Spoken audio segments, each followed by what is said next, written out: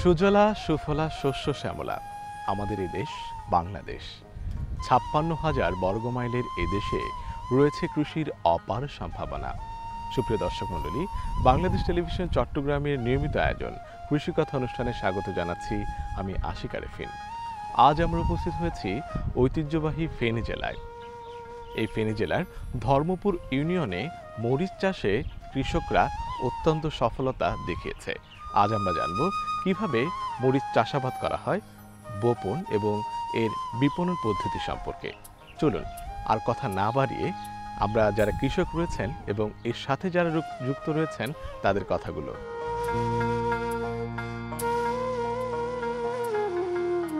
মরিচ একটি গুরুত্বপূর্ণ অর্থকরী ফসল। আমাদের দেশে মূলত মরিচ মশলা হিসেবে বেশ পরিচিত। কাঁচা ও পাকা উভয় অবস্থাতেই এর প্রচুর চাহিদা রয়েছে। পুষ্টিমানে কাঁচামরিচ ভিটামিন এ ও সি সমৃদ্ধ। দৈনন্দিন রান্নায় রং, রুচি ও স্বাদে ভিন্নতা আনার জন্য মরিচ একটি অপরিহার্য উপাদান। আমাদের দেশে সাধারণত মরিচ ছাড়া কোনো তরকারির রান্নায় চিন্তা করা যায় না। মরিচে সসের অনেক চাহিদা রয়েছে। তাছাড়া এর ঔষধি গুণাগুণও বেশ। প্রায় সব অঞ্চলেই এর চাষাবাদ হয়ে থাকে, তবে চরাঞ্চলে মরিচের উৎপাদন বেশি হয়। বাংলাদেশের বিভিন্ন চর এলাকায় মরিচ প্রধান কৃষি ফসল হিসেবে বিবেচিত হচ্ছে। তাছাড়া উত্তরবঙ্গ ও চট্টগ্রাম অঞ্চলে বাণিজ্যিক ভিত্তিতে মরিচের চাষ হয়ে থাকে। এক পরিসংখ্যানে জানা যায়, এদেশে রবি ও খরিফ মৌসুমে মোট ১.০২ লাখ হেক্টর জমিতে মরিচের চাষ হয় এবং উৎপাদন হয় ১.৩ লাখ মেট্রিক টন শুকনো মরিচ, যার গড় ফলন ১.২৭ টন হেক্টর শুকনো মরিচ। বাংলাদেশের অনেক কৃষক শুধুমাত্র মরিচ উৎপাদন করে জীবন নির্বাহ করে থাকে। বাংলাদেশে দুই ধরনের মরিচ চাষ হয়, যথা কম ঝাল বা ঝালবিহীন এবং ঝাল মরিচ। ঝালবিহীন মরিচ আচার, সবুজ সবজি এবং সালাদ হিসেবে ব্যবহৃত হয়। মরিচের অনেক স্থানীয় জাত আছে। কৃষকরা বাজারের চাহিদা ও স্থানীয় জাতের ফলনের উপর জাত নির্বাচন করে থাকে। তবে মশলা গবেষণা কেন্দ্র, বাংলাদেশ কৃষি গবেষণা ইনস্টিটিউট বাড়ি মরিচ, বাংলা লঙ্কা, বাড়ি মরিচ ২ ও বাড়ি মরিচ ৩ নামে রোগ ও পোকামাকড় প্রতিরোধী উচ্চ ফলনশীল জাত উদ্ভাবন করেছে, যা দেশের বিভিন্ন অঞ্চলে স্থানীয় জাতের পাশাপাশি সারা বছর ব্যাপকভাবে চাষাবাদ হয়। এছাড়াও দেশের বিভিন্ন হাইব্রিড মরিচ বীজ যেমন ঝিলিক, বিজলি ইত্যাদি নামে বাজারে পাওয়া যায়।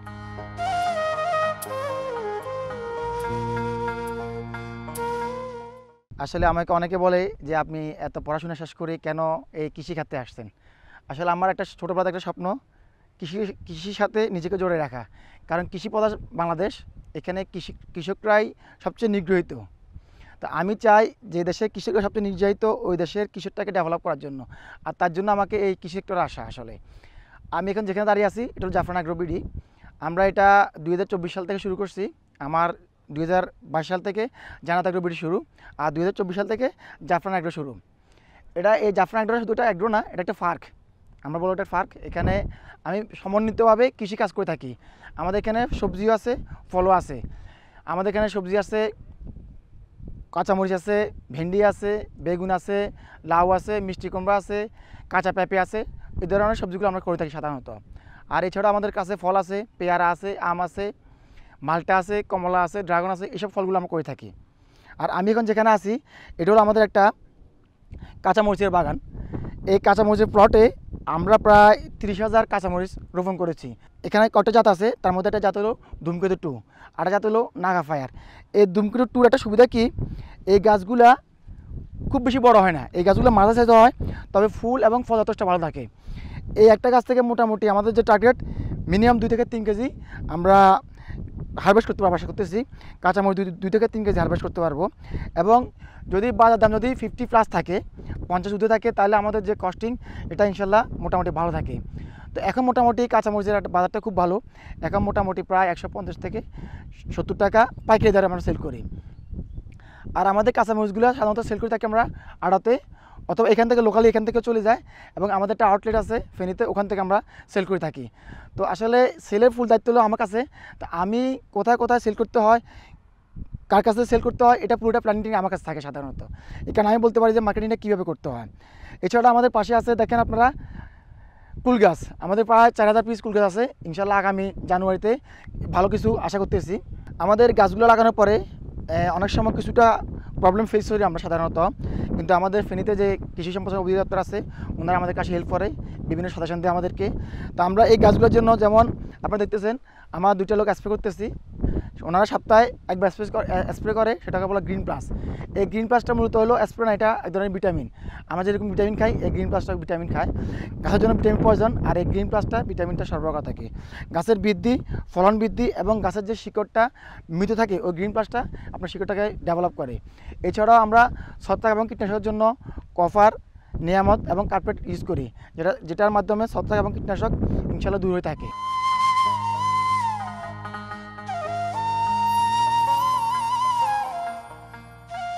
মশলা গবেষণা কর্তৃক উদ্ভাবিত বাড়িমরিচ 2 এর বৈশিষ্ট্য: গাছ লম্বা, ঝোপালো ও প্রচুর শাখা প্রশাখা বিশিষ্ট। গাছ লম্বায় 80 থেকে 110 সেন্টিমিটার এবং পাতার রং হালকা সবুজ। প্রতি মরিচের ফলের দৈর্ঘ্য 7.7 থেকে 7.5 সেন্টিমিটার ও ব্যাস 7 থেকে 1 সেন্টিমিটার। ওজন গড়ে 2.5 গ্রাম। 1000 বীজের ওজন 4.50 গ্রাম। প্রতি গাছে মরিচের সংখ্যা 450 থেকে 500টি এবং ওজন 1100 থেকে 1200 গ্রাম পর্যন্ত হয়। এটি গ্রীষ্মকালে চাষ উপযোগী জাত, তবে সারা বছর চাষ করা যায়। এই জাতটি মাঠে 240 দিন পর্যন্ত থাকে। তুলনামূলকভাবে রোগ ও পোকার আক্রমণ কম হয়। কচি অবস্থায় ফল হালকা সবুজ রঙের এবং পাকা অবস্থায় চকচকে লাল রঙের হয়ে থাকে।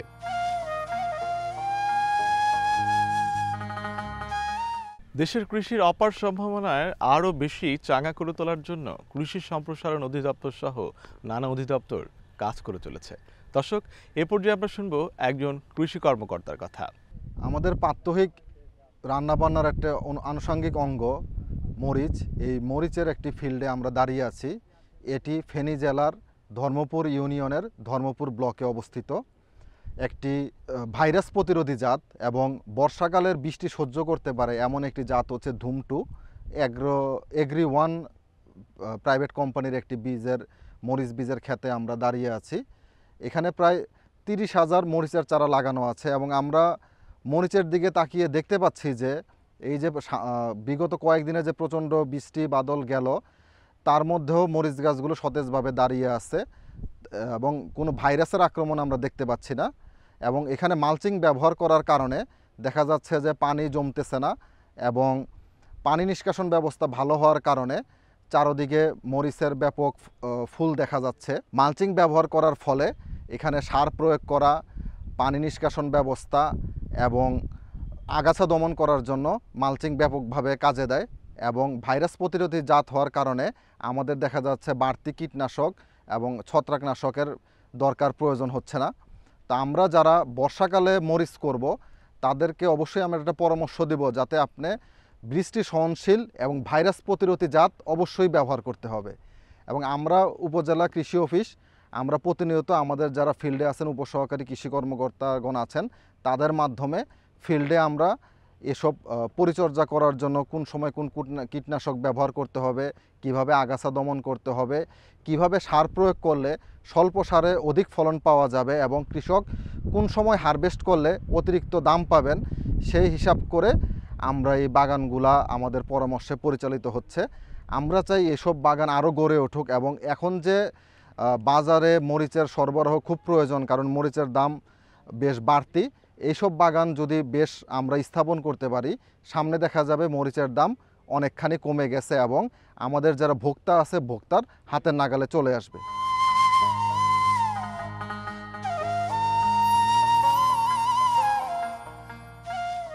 মরিচ উষ্ণ ও আর্দ্র আবহাওয়ায় ভালো জন্মে। সাধারণত 20 ডিগ্রি সেন্টিগ্রেড থেকে 25 ডিগ্রি সেন্টিগ্রেড তাপমাত্রা মরিচ চাষের জন্য বেশ উপযোগী। সর্বনিম্ন 10 ডিগ্রি সেন্টিগ্রেড ও সর্বোচ্চ 35 ডিগ্রি সেন্টিগ্রেড তাপমাত্রা মরিচের গাছের বৃদ্ধিতে বিভিন্ন ধরনের সমস্যা দেখা যায়। অতিরিক্ত বৃষ্টিপাত হলে মরিচ গাছের পাতা ঝরে যায় এবং গাছ পচে যায়। পানি নিষ্কাশনের সুবিধাযুক্ত বেলে, দোআঁশ থেকে এঁটেল এবং এঁটেল থেকে দোআঁশ মাটিতে প্রচুর মরিচ চাষ করা যায়। তবে জৈব পদার্থ সমৃদ্ধ দোআঁশ বা পলি দোআঁশ মাটি চাষাবাদের জন্য বেশ উত্তম। মাটি অতিরিক্ত ভেজা থাকলে ফুল ও ফল ঝরে পড়ে। পানি নিষ্কাশন সুবিধাযুক্ত বেলে দোআঁশ মাটিতে মরিচ চাষ করা হয়, তবে জৈব পদার্থ সমৃদ্ধ দোআঁশ মাটি চাষাবাদের জন্য উত্তম। অম্লীয় মাটিতে মরিচের চাষ করা গেলেও ক্ষারীয় মাটিতে ভালো হয় না। বন্যা বিধৌত পলি এলাকায় মাঝারি উঁচু ভিটা যেখানে বর্ষার পর ভাদ্র মাসে জো আসে, এমন জমিতে মরিচ ভালো হয়। তো ফেনী সদরে আমরা বাণিজ্যিক সবজি এবং যেসব ফসলের স্থানীয় বাজারে চাহিদা বেশি, এটা মাথায় রেখে বর্ষাকালীন মরিচ চাষে আমরা উদ্বুদ্ধ করেছি। এখানে ভাইরাস সহনশীল বর্ষাকালীন মরিচ দেওয়া হয়েছে পলিমালসিংয়ের মাধ্যমে। এক একটা গাছে অনেকগুলো ফল আসছে এবং এটার পানি নিষ্কাশন ব্যবস্থা ভালো। আমরা টাইম টু টাইম এটার পরিচর্যা এবং যেসব বালাই দমন ব্যবস্থা আছে এগুলা উদ্যোক্তাদেরকে পরামর্শ দিয়ে থাকি। ওনারা বিশাল একটা এরিয়াতে পলিমালসিংয়ের মাধ্যমে মরিচের চাষ করেছেন। স্থানীয় বাজারে বর্ষাকালে মরিচের চাহিদা খুবই ভালো থাকে এবং স্থানীয় চাহিদা মিটিয়ে পাশের বাজার এবং শহরে এই মরিচ প্রতিনিয়ত যায় এবং এটার যথেষ্ট চাহিদা। মরিচগুলো দেখতে একটু কালচে সবুজ টাইপের, কালচে রঙের, সাদা যেটা, এটার একটু চাহিদা কম। এই জাতটার মার্কেট ভ্যালু খুবই ভালো। এখন পাইকারি 150 টাকা করে সেল হচ্ছে ফেনীর খুচরা বাজারে। কৃষকে মরিচ চাষ করে যথেষ্ট লাভবান হচ্ছে। আমাদের যেসব উদ্যোক্তা আছেন ওনাদের খরচ মিটিয়ে ভালো লাভই হয়। তো এটা দেখা দেখি আশপাশে মরিচ চাষে অনেকে উদ্বুদ্ধ হচ্ছেন এবং ছাদ বাগানেও মরিচটা অন্তর্ভুক্ত হয়েছে এবং কৃষক নিজের চাহিদা মেটানোর জন্য টবে এবং যেসব জায়গায় পানি নিষ্কাশন ব্যবস্থা ভালো ওইগুলাতে মরিচ চাষ করতেছেন এবং নিজেদের চাহিদা মেটানোর পরে স্থানীয় যে মরিচের চাহিদা এটার উপর চাপ কমতেছে এবং এইভাবে যদি সবাই এগিয়ে আসে তাহলে বাইরে থেকে এখানে মরিচ আনার প্রয়োজন হবে না এবং এটা কম রেটে বাজারে মরিচ সরবরাহ করা যাবে। এটা যেহেতু একটা ভাইরাস সহনশীল জাত, এটাতে ভাইরাসের জন্য ফলনে হ্যাম্পার হয় না এবং ছত্রাকে তেমন একটা আক্রমণ করে না। আর পলিমালসিং ব্যবহার করার কারণে এটাতে আগাছা নাই এবং মাটিতে যেসব পুষ্টি উপাদান আছে এগুলা সবগুলাই মানে গাছ গ্রহণ করতে পারে। মরিচ শেষ হলে পরবর্তী ফসলের জন্য এই সারগুলা যথেষ্ট উপকারী হয়। এখানে সাথী ফসল হিসাবে যেগুলো আছে এগুলাতে আর বাড়তি সারের প্রয়োজন হয় না। তো এটা এই এলাকার মরিচ চাষটা সম্প্রসারণ হলে অন্য এলাকায়ও এটা লোকজনে ব্যাপকভাবে চাষ করবে এবং নিজেরা অর্থনৈতিকভাবে লাভবান হবে। এটা হচ্ছে ধূমকেতু 2, এটা অ্যাগ্রোওয়ানের একটা জাত। এখানে পলিমালসিং দেওয়া হয়েছে, এখানে আগাছার কোনো সমস্যা নাই আর মাটিতে বাড়তি রসেরও ব্যবস্থা থাকে না। এই জন্য অনেক সময় বেশি রস হলে ব্যাকটেরিয়া আক্রমণ করে গোড়ার শিকড় পচে যায় এবং গাছ ঢলে পড়ে। ওই সমস্যাটা এখানে হয় না। ব্যাকটেরিয়া নাশক যেসব বাজারে ওষুধ আছে এগুলো যদি অধিক হারে বর্ষার কারণে মাটিতে যদি রসের ঘনত্ব বেড়ে যায়, রসের পরিমাণ বেড়ে যায়, তখন আমরা ব্যাকটোসাইড দিয়ে এটা দমন করি। আর পাশাপাশি যদি ছত্রাকে আক্রমণ করে এটাকে বহু প্রজাতির ছত্রাকনাশক আছে, এটা স্প্রে দিলে চলে। ইনশাল্লাহ এখানে ওই ধরনের সিনড্রোম দেখা যাচ্ছে না। আর এটা মালসিং পদ্ধতিতে দেওয়ার কারণে এখানে কোনো গাছানাশক স্প্রে করতে হয় না আর মরিচগুলা তখন বিষমুক্তভাবে বাজারে সরবরাহ করা যায়।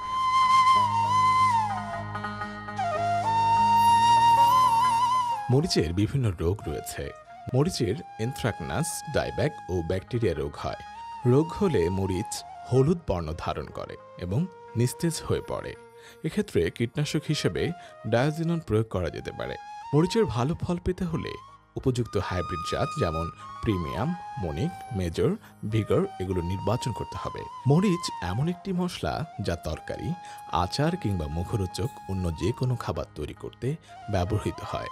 চাষি ভাইয়েরা সঠিকভাবে মরিচের চাষ করলে বাজারে যেমন চড়া দামে বিক্রি করতে পারবেন, তেমনি ঘরের প্রয়োজন মিটিয়ে প্রচুর অর্থ উপার্জন করতে পারবেন।